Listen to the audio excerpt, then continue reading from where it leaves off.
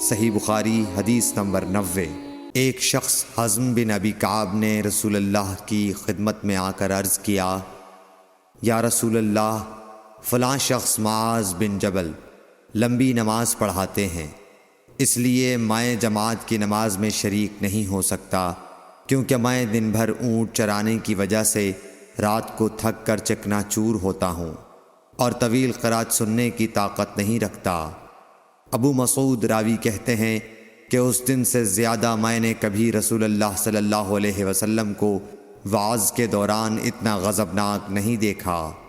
آپ صلی اللہ علیہ وسلم نے فرمایا، اے لوگو، تم ایسی شدت اختیار کر کے لوگوں کو دین سے نفرت دلانے لگے ہو۔